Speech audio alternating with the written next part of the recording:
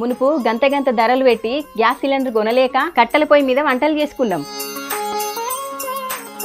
కానీ ఈ కాంగ్రెస్ సర్కార్ వచ్చినాక 500 రూపాయలకే సబ్సిడీలా గ్యాస్ సిలిండర్లు ఇచ్చిండ్రు.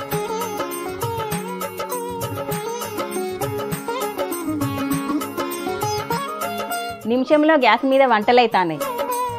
మాలాంటి వాళ్లకు ఇంత మంచి పథకాలు పెట్టినందుకు కాంగ్రెస్ ప్రభుత్వానికి ధన్యవాదాలు.